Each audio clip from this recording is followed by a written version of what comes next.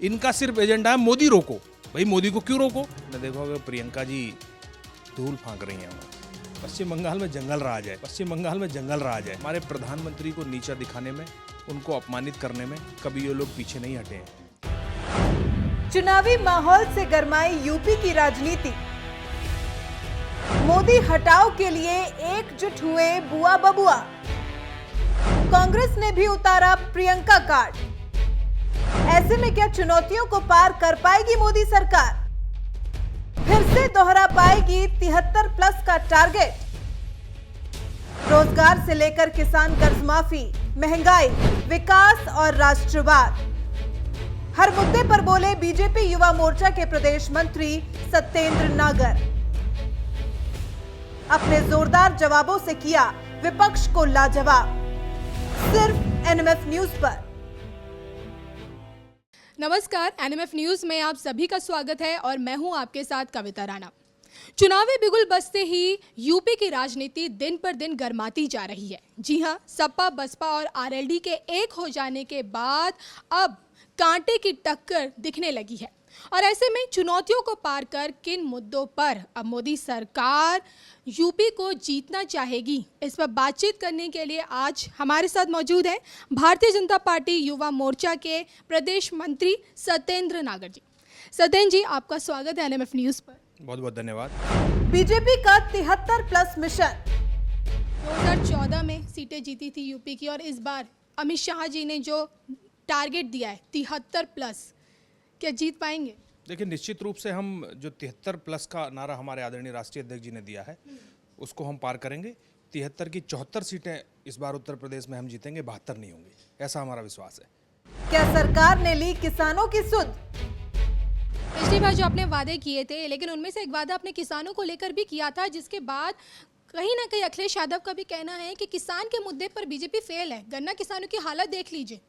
किसान के लिए जो भारतीय जनता पार्टी ने किया है, आज़ाद भारत के इतिहास में बहुत सारी सरकारें आज तक रही होंगी, लेकिन मुझे बताते हुए हर्ष हो रहा है कि श्रद्धेय नरेंद्र मोदी जी के नेतृत्व में जो केंद्र सरकार है, और चाहे उत्तर प्रदेश में हमारे पूज्य योगी आदित्यनाथ जी के नेतृत्व में जो उत्तर प्रदेश की सरकार है, हम लोगों ने ऐतिहासिक काम किए हैं। जैसे आप देखेंगे कि आज तक एमएसपी का 1.5 गुना रेट ये किसान आंदोलनों में सुनाई दिया पड़ता था, ये कभी इसको धरातल पर उतारने का काम नहीं किया।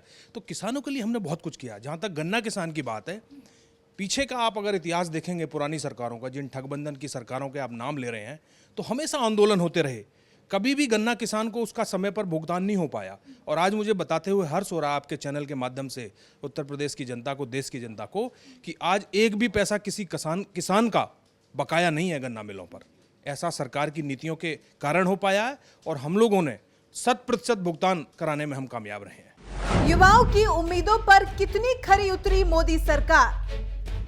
जमीनी स्तर पर युवाओं को पार्टी से जोड़ना और खासकर यूथ वोटरों को लुभाना अपनी तरफ। देखिए, युवाओं के लिए इस सरकार में इतना काम हुआ है। हिंदुस्तान एक युवा देश है। आज हिंदुस्तान की जो आबादी है उसका 65% आबादी यूथ है।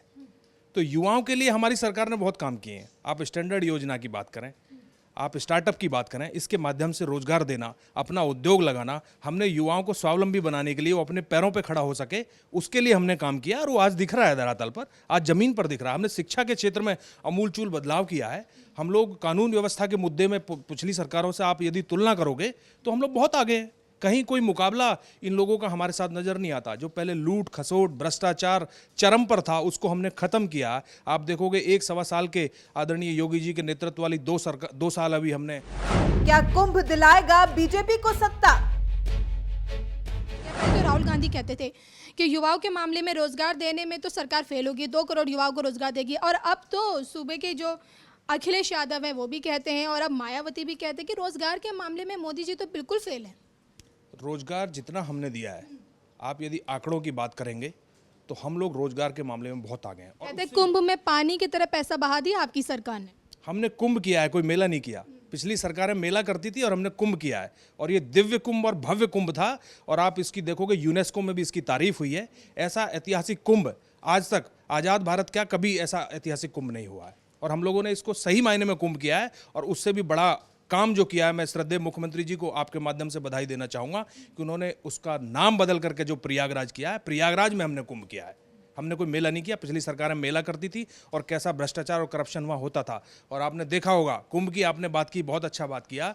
आपने देखा होगा कि साफ सफाई के मामले में, स्वच्छता के मामले में इस बार हमारी इंटरनेशनल लेवल पर भी उसकी तारीफ हुई है। 80 देशों के राष्ट्रध्वज वहाँ, 80 देशों के राजदूत वहाँ पर के आकर कुंभ में उसकी प्रेजेंस रही। और हमारे श्रद्धेय प्रधानमंत्री जी ने इतिहास बनाने का काम किया है कि जो स्वच्छकार हैं, जिनके बलबूते इस कुंभ को हम सफल बना पाए, उनके पैर पखार करके, और जो प्राचीन में जिस तरह से भगवान श्री कृष्ण ने अपने मित्र, गरीब मित्र सुदामा के पैर पखारे थे, उस तरह का संदेश हमारे आदरणीय प्रधानमंत्री जी ने स्वच्छकारों के पैर धुल करके दिया है। तो कुंभ तो दिव्य कुंभ और भव्य कुंभ हम करने में कामयाब रहे हैं, उसमें कोई मुकाबला नहीं है। क्या वाराणसी में बही विकास की धारा? आदरणीय मोदी जी के प्रधानमंत्री बनने के बाद वो वहाँ से सांसद चुने गए। विकास के जो ऐतिहासिक काम वाराणसी में हुए हैं, आप बाबतपुर एयरपोर्ट से जब वाराणसी की तरफ चलेंगे तो आपको ऐसा फील होगा कि आप बनारस में नहीं हैं। आपको ऐसा लगेगा कि आप कहीं विदेश में हैं। इतने अच्छे काम वहाँ पर हुए हैं। जो युवा हैं, साफ सफाई में ऐतिहासिक काम हुए। वहाँ के घाटों की सफाई, इतना ऐतिहासिक काम बनारस में हुआ है।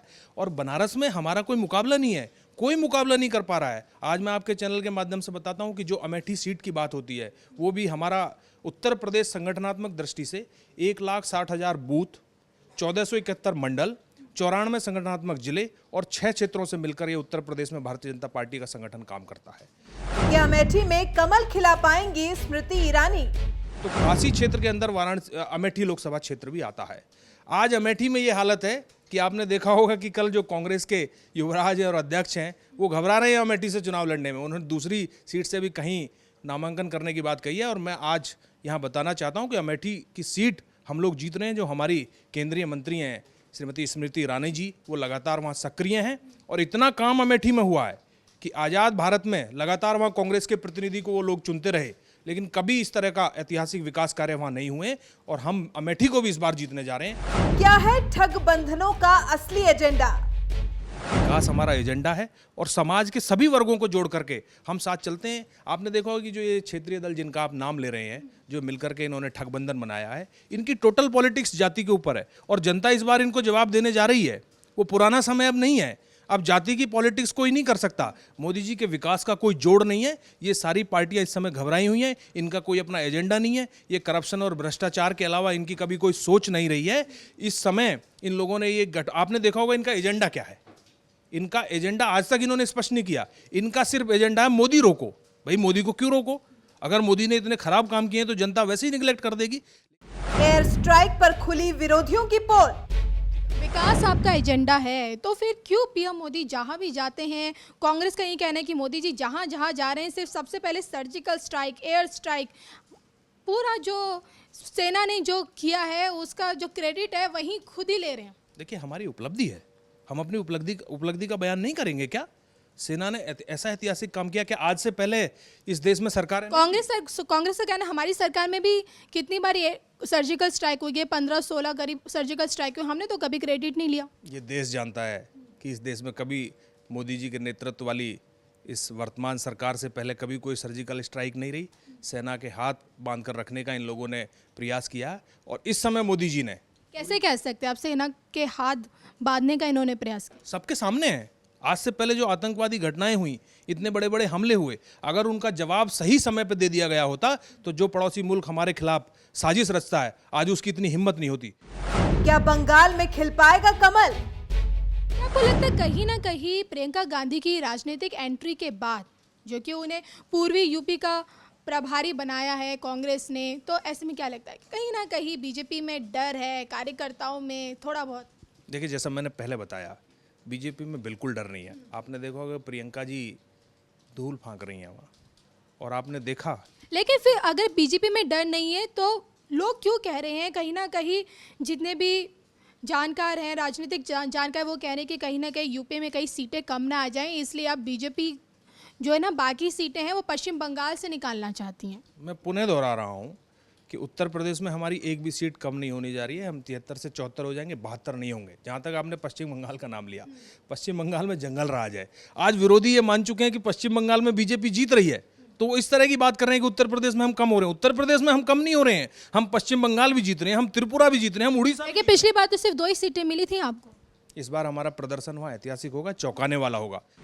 कौन है देश का असली चौकीदार? पहले चाय वाला से लेकर अब मैं भी चौकीदार। विरोधियों का कहना है कि चौकीदार तो चोर है। देखिए, विपक्षी दलों ने कभी भी, इनका इतिहास गवाह है, हमारे प्रधानमंत्री को नीचा दिखाने में, उनको अपमानित करने में कभी ये लोग पीछे नहीं हटे हैं। लेकिन हमारे प्रधानमंत्री जी ने और देश की जनता ने उन्हीं मुद्दों को हथियार बना करके इनको जवाब दिया है। पिछली बार आपने जो जिक्र किया कि चाय वाले की इन्होंने बात की, तो आज चाय वाला इस देश की सर्वोच्च सत्ता पर आसीन है और चौकीदार बनकर, प्रधान सेवक बनकर के सेवा कर रहा है। आज इन्होंने चौकीदार कहा, तो आज भारतीय जनता पार्टी का प्रत्येक कार्यकर्ता चौकीदार है और पूरी मुस्तैदी के साथ चौकीदारी कर रहा है। और कोई लूट खसोट या भ्रष्टाचार रूपी सरकार इस देश में ना बन जाए, इसके लिए चौकीदारी कर रहा है। और उसी चौकीदारी के बूते हमको भरोसा है कि हम पुनः सरकार बनाएंगे और देश को विकास की गति पर आगे ले जाएंगे। चलिए, सत्येंद्र नागर जी, हमसे बातचीत करने के लिए आपका बहुत बहुत शुक्रिया।